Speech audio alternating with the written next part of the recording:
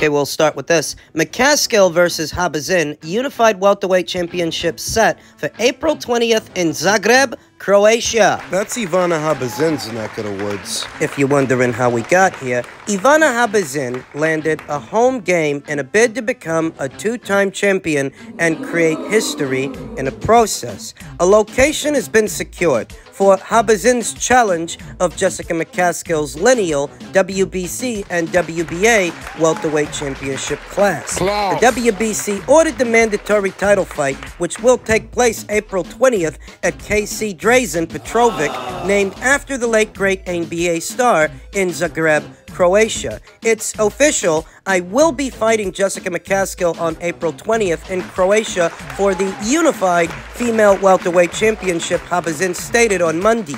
I am honored to be the first professional boxer, male or female, in history, the history of Croatia, to bring home this historical event. God is great. It seems that Jessica will be a traveling champion, a defending champion, as Habazin's promoter, Piranha Promotions, won the rights to the title fight through a December 1st purse bid hearing. Piranha, headed by Charles Munoz, Habazin's longtime manager, submitted $82,000 as the lone bidder. From that total, 10%, $8,000, will be held in escrow as a winner's bonus. McCaskill is due 70% from the balance, coming out to $51,000, close to $52,000. As the defending champion, Habazin is guaranteed the remaining 30%, which is $22,000, as per the standard for WBC mandatory challengers. McCaskill will now have to decide if it's worth traveling that far to defend her championship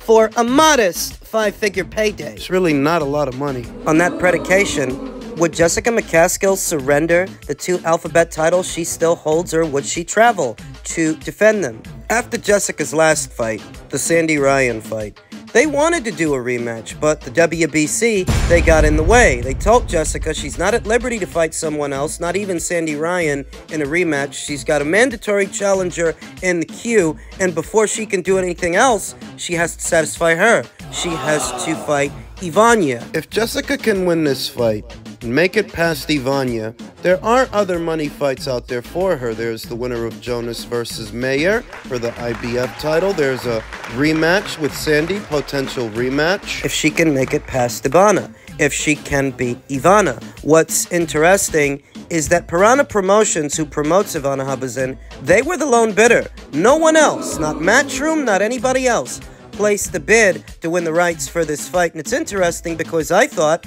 Jessica had a multi-fight deal with Matchroom. Well, don't forget what she did. That entire anti-doping fiasco started for Alicia Baumgartner. Jessica McCaskill made an appearance on The Boxing Voice, and she basically implied that Alicia may have been sabotaged by Matchroom. Seems a strange thing to say after just signing a multi-fight deal with that same Matchroom, that Jessica would say something like that, imply it. Even if that's what she was thinking, that's not the kind of thing you say publicly. That's slander. That's libel. And that might be a big part of the reason they didn't bother to try and win the rights to her fight. The relationship is now strained, and they are no longer invested in her. But her career isn't over yet, as far as I know. She's still Unified Ring Magazine and lineal champion at this weight, and if she can make it past Ivana and keep the belts she's got, even if her relationship with Matchroom is strained,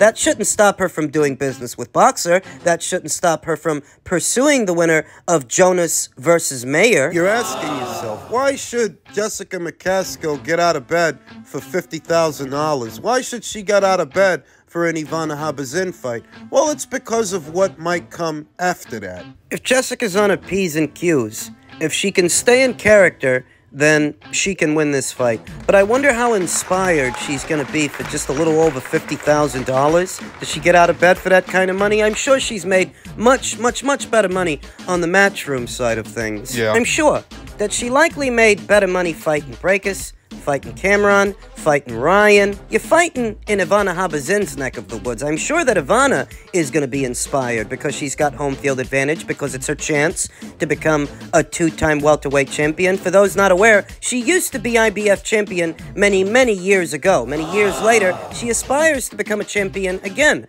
Opposite the ring, Jessica McCaskill, who's not getting any younger, and for this dollar amount, I do question as to whether or not she'll show up, whether or not she'll be inspired to fight. She has to be switched on. She can't be asleep at the wheel because this fight is in Croatia. It's in Ivana's neck of the woods. She can't just go through the motions. You don't coast on foreign soil. That's what they say. If she wins, I can think of at least one more big fight, one more big payday that she can have, but she's got to make it past Ivana first, and we'll see if she does.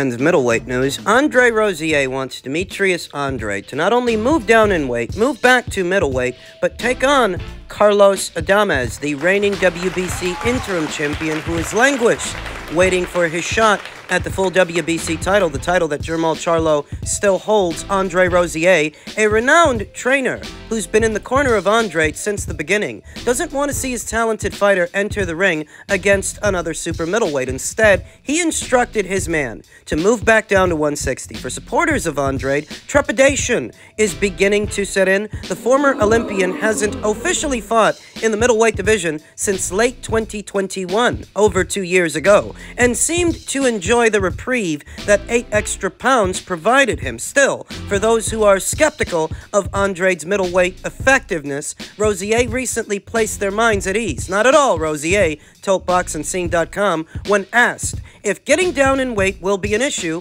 for Andrade. Change nutrition programs, work a little harder on the road. He'll be there. And if it were that easy to do, if it were that easy for Demetrius to make 160, he would have never moved up. The feeling was that after so many years there, given his frame, he may have outgrown the weight. As long as everything goes according to plan on the scales, Andrade will have a ton of options at his disposal. Of course, Rozier wouldn't mind a warm-up fight or two for his fighter to get readjusted. But more than anything, he wants Andrade to be thrown into the championship fire. Currently, Yanibek Alimkhanalai, Erislandy Lara, and Jermall Charlo are in possession of all the middleweight hardware. Carlos Adames, though, also holds the WBC interim title and could be elevated to full champion if Charlo opts to move up, something he's hinted at recently. Jermall Charlo hasn't fought as a middleweight in 2.5, close to 3 years. His last fight,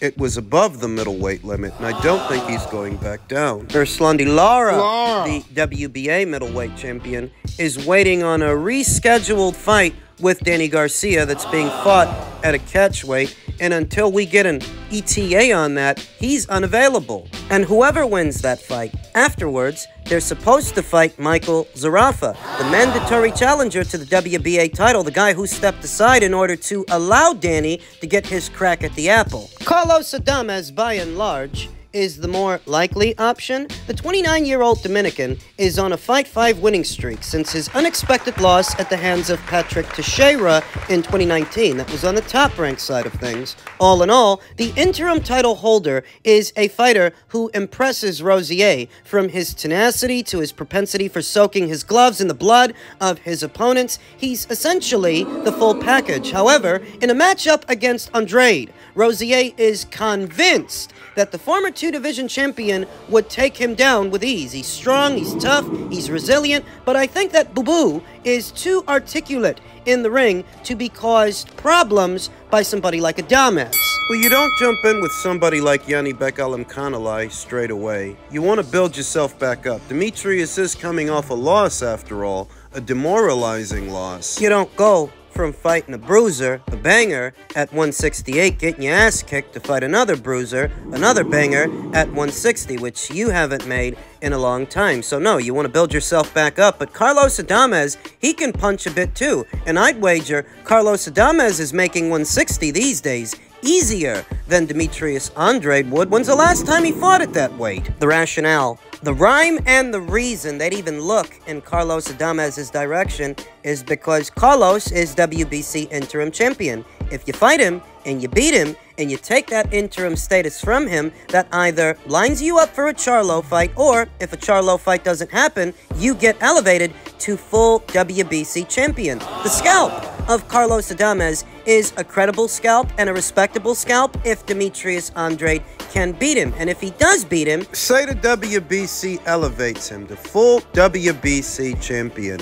He can take that title and see about unifying it with Yanibek Alimkhanuly. What about the winner of Erislandy Lara versus Danny Gersha? Well, I told you. The winner of that fight, whoever it is, they're going to be on the hook to satisfy a mandatory challenger in Michael Zarafa. We don't know when that fight is going to get scheduled. We don't know when the Zarafa fight would be scheduled thereafter. We don't know that the PBC has the funds to get all of this done in a timely fashion. There may be more money in it for Demetrius in going over to Top Rank and fighting their guy, their unified champion, Yanibek Alimkhanuly, if he can first beat Carlos Adames. But therein lies a dilemma. You're coming right off that loss to David Benavidez not but a few weeks ago.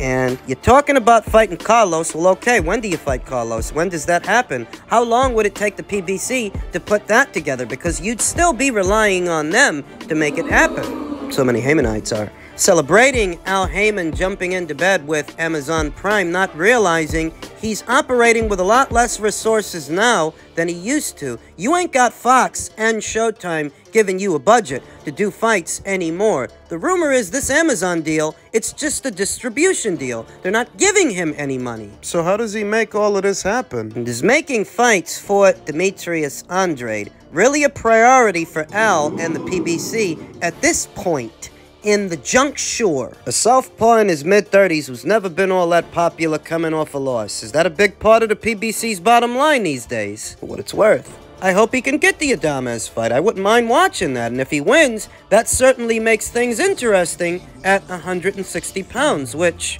has been abysmal for a while now.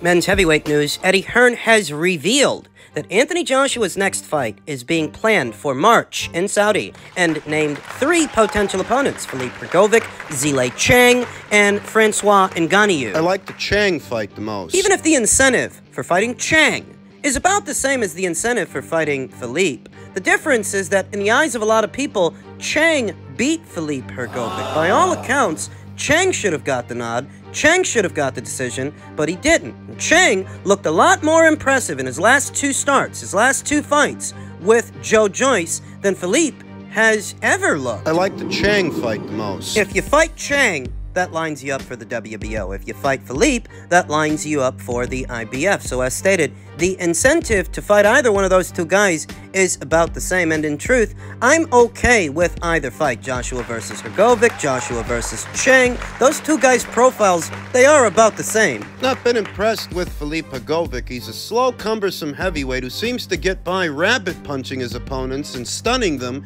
and getting away with it. Chang is a better boxer to me. Better power and better counters. Better boxing. I think he's the better boxer overall. And I'm convinced that Anthony can beat them both because he's faster and more athletic than the both of them with the same kind of power, if not more power. Don't let what Chang did to Joe Joyce fool you. While it is a highlight reel victory, a career-best victory, and it is impressive, Joe Joyce makes himself available for punches that Anthony doesn't make himself available for. Joe Joyce, at his very best, is a mid-range to inside pressure fighter that opens up quite a bit, which is why it was so easy for Chang to deconstruct him with that counter left hand, that straight left hand. With Anthony, you're fighting a moving target. You're fighting a guy with the kind of length, the kind of height. He can box you. Break you down with the jab, tire you out, then finish you late. Zhilei Zhang, for all of his virtues, he is substantially older than Anthony Joshua, and I could see Anthony boxing him into the later rounds, then subsequently taking him out. He won't be in unfamiliar territory, as he already beat Chang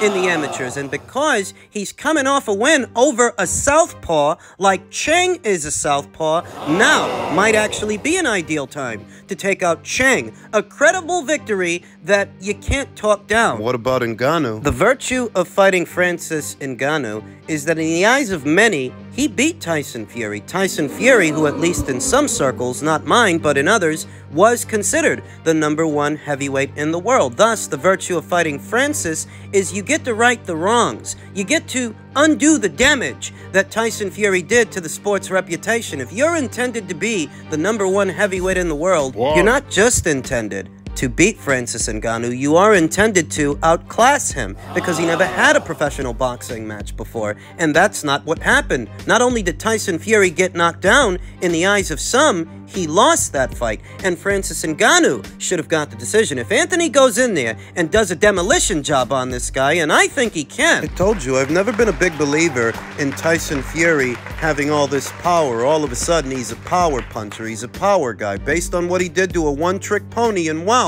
I still think AJ is a bigger puncher than Fury, and I think that AJ can land with more authority and do more damage to Francis Ngannou than Tyson Fury could, than Tyson Fury did. Tyson Fury's herky-jerky and nervous style of boxing is what kept Francis Ngannou in that fight. You will notice that he didn't mow down Francis Ngannou, and he didn't try to, the same way that he mowed down Deontay Wilder. For the longest time, I've been saying, too many people read far too much into that trilogy, into those 3 fights. Wilder is limited. It's the only time you ever saw that version of Tyson Fury. Outside of that, I mean, it's really just an isolated incident. I think AJ beats Ngannou better than Tyson Fury did. Not just beats him, I think he knocks him out. With Anthony Joshua, Francis Ngannou won't have the element of surprise. Nobody knew what he was bringing to the table in the Fury fight, but now we do. We have that footage to look at. Moreover, I think Anthony's a bigger puncher than Tyson Fury. The Ngannou fight would be a bigger, more high-profile fight than either the Hrgovic fight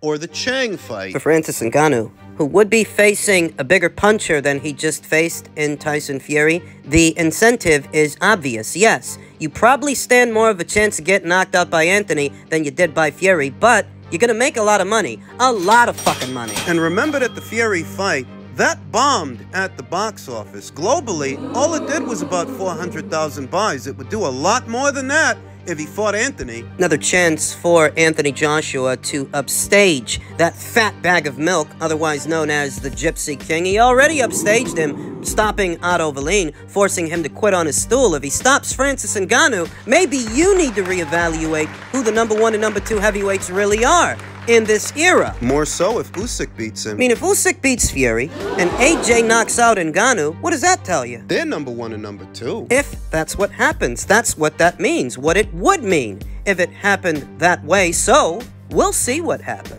In March, when Anthony returns.